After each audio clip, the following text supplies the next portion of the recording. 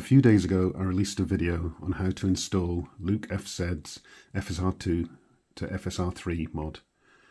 Unfortunately, in that video, the scenes where I was copying files, you couldn't really see what was going on. The screen was washed out, so I'm remaking the video as requested. This also gives me an opportunity to talk about the mod. Firstly, this mod is behind a paywall. LukeFZ is spending a great deal of time fixing and updating this mod, and I'm a firm believer that if someone is spending time for the community, they do deserve to be rewarded. So Luke has decided that this mod will be behind a paywall until it's ready for release. So if you're not willing to pay to get access, wait until it's released. Please don't ask me for the files. I will not give them. It's basically piracy. I think someone commented, oh, but it's FSR3, which is open source.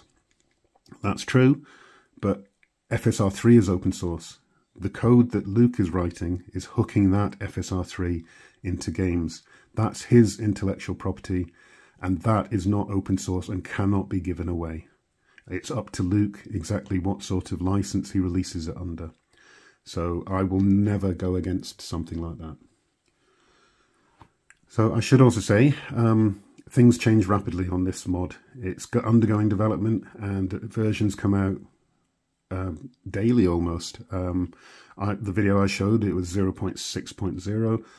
A couple of days later, it's at 0.7.1. In fact, I've not checked today. It may even be higher than that. Additionally, the method I show here today, think of it as a default method, as in try it on a game, copying the files into the relevant folder. But realistically, you want to get access to the Discord and see what games have been tested, what you need to do for specific games. For example, Alan Wake, there are some other things I had to do to get that to work. Also, it took me hours to get Alan Wake to work. So don't, in some cases, you've got to be willing to spend the time. There will be problems, and you can't expect Luke to provide support for this. So it's like, really think hard on whether you actually want to do this. Having said that, let's go over how you would do this.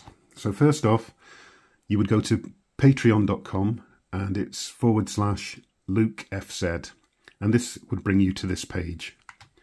And if we scroll down, you've got here beta enjoyer. So this is what I joined. So you would click on that and you would join Patreon. When you do join the Patreon, up at the top, I'm hoping you can see there's home and about. You would get a new link here, and that would say membership. When you click on the membership, it has various mods listed, and then there's a link to the Discord account. Follow that link on the Discord and you'll be prompted, as long as you've already got a Discord account, if not, create one, you'll be prompted to link the two accounts. And once you've done that, you will have access to Luke's Discord, and will also then be able to download the various files that you will need for installing this mod. So I'm not going to show you the Discord account. I don't want to accidentally show something that shouldn't be shown. So I'm being very cautious here. I hope you understand. But when you go in to the Discord, there's a thread. I'm not sure what the correct term in Discord is. And it's marked in square brackets. And it says heavily WIP. So that's work in progress. And it's FSR2, FSR3. If you click on that, you'll see a number of posts in there, and if you scroll down to the bottom, it's usually the most recent version last. And that will have a number of files, a number of zip files, and they're normally suffixed with 200, 210, 220. And that's just to tell you which version of FSR2 that one should be used to replace. So if you download those files to your desktop or into a folder of your choice, you can then start trying to install this into a game. So there are other areas of the site. I think there's there's a thread on installation, and that has things like a compatibility spreadsheet. So definitely look around anything related to the AMD FSR2, FSR3. So if I go here on my desktop, you'll see that, hopefully you'll see that I have a number of zip files here. And if I hover over them, you'll see it's called FSR2, FSR3 SDK. I don't ever use this one. I'm not sure why I would use it currently. But there's one here called FSR2, FSR3 210. So that would be used to replace any game that has implemented FSR 2.1. You've got FSR2 to FSR3, and that is 200. So that's any game that would replace, that has FSR2, no version. No version number after the decimal place or period. And then you've got FSR2, FSR3, 220. And likewise, that's for where their game has implemented 2.2 FSR. So the most recent game, other than Alan Wake 2, I installed this into was The Last of Us. So the process I would follow is I would go into, well, as a general process, I would go into the game, check that it's running, and see what version of FSR they have. I believe Last of Us is just FSR2, but you should really check anyway. And then I would open up Steam, and I would go to my library, and I would then go down to Last of Us, if I can remember my alphabet. There we are. And then I would go over to the little settings cog over here, and then go down to properties. And then it's looking on this little menu to installed files. I'm not sure if this is showing up, so I'll read out what it says. And then you've got the option here to browse. And this takes you to the directory where the game is installed. I think that's opened up in the background. So let's go across there. Yes, it has. So what you're looking for is something to indicate that this is where the game resides. So we've got launcher here, and we've got The Last of Us, 2 executable files. So we're looking for an executable file. It should have application type here. And that's just where we want to paste the contents of the zip. So as I mentioned, Last of Us, I believe, is FSR2. So in that case, I would go back to my desktop. Let's minimize. Well, let's do something silly. I didn't want to do Steam Big Picture, but never mind. Okay, so where is it? Power? Is it exit Big Picture mode? I do apologise.